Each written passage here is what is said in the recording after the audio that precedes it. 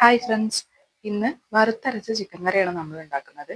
ഇതിന് വേണ്ടിയിട്ട് നല്ല വെളിച്ചെണ്ണയിലേക്ക് 1 കപ്പ് തേങ്ങ ചിരവിതിട്ടിട്ട് നന്നായിട്ട് റോസ്റ്റ് ചെയ്തെടുക്കുന്നുണ്ട്. പിന്നെ നമ്മൾ വേറെ ചട്ടിയിൽ സവോളയും പച്ചമുളകും നന്നായിട്ട് വഴറ്റിയെടുക്കുന്നുണ്ട്. ഇതിലേക്ക് ഇഞ്ചി വെളുത്തുള്ളി ചതച്ചതും ചേർത്ത് കൊടുക്കുന്നുണ്ട്. എന്നിട്ട് നന്നായിട്ട് പച്ചമണം മാറുന്ന വരെ വഴറ്റി കൊടുക്കുക. റോസ്റ്റ് ചെയ്ത് വെച്ചിരിക്കുന്ന തേങ്ങയിലേക്ക് പൊടികളായിട്ടുള്ള chilli, coriander, turmeric, garam masala 1 spoon എല്ലാം ചേർത്തിട്ടാണ് ഇളക്കി വെച്ചിരിക്കുന്നത്. അത് വീഡിയോ എടുക്കാൻ വിട്ടുപോയതാണ് കേട്ടോ.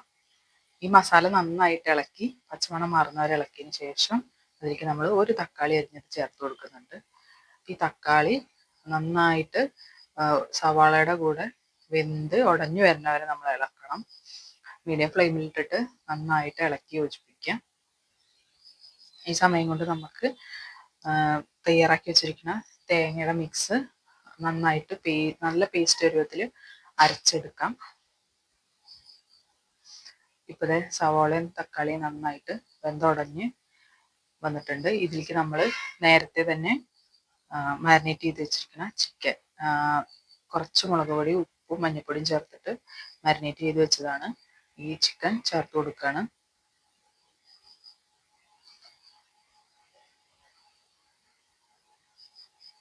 ഇതിലേക്ക് ആദ്യം തന്നെ നമ്മൾ വെള്ളമൊന്നും ചേർത്ത് കൊടുക്കുന്നില്ല.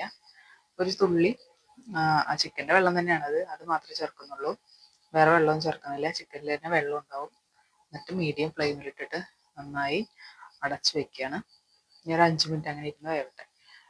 പിന്നെ തുറന്നിട്ട് നമ്മൾ നേരത്തെ തയ്യാറാക്കി വെച്ചിരിക്കുന്ന കോക്കനട്ട് പേസ്റ്റ്, വറുത്തരച്ച തേങ്ങയും പൊടികളും എല്ലാം കൂടി അരച്ചതാണ് ചേർത്ത് കൊടുത്തിട്ട് നന്നായി ഇളക്കുക. പിന്നെ ചേർത്ത് കൊടുക്കുന്നത് ചിക്കൻ മസാലയാണ്. ഏകദേശം 1 സ്പൂണോളം ചിക്കൻ മസാല ചേർത്ത് കൊടുക്കുന്നുണ്ട്.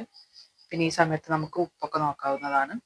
ഉപ്പൊക്കെ ആവശ്യത്തിന് ഇല്ലെങ്കിൽ ഇട്ടതിന് ശേഷം നന്നായിട്ട് അടച്ചു വെച്ചിട്ട് കുറുക്കി വറ്റിക്കുക. പിന്നെ അതിലേക്ക് 1 പിടി മല്ലിയിലയാണ് ചേർത്ത് കൊടുക്കുന്നത്. മല്ലിയിലയും ചേർത്ത് കൊടുത്തു. അപ്പം നമ്മുടെ അടിപൊളി ടേസ്റ്റി വറുത്തരച്ച ചിക്കൻ കറി റെഡി ആയിട്ടുണ്ട്. ചപ്പാത്തിക്കും ചോറിനൊക്കെ അടിപൊളി.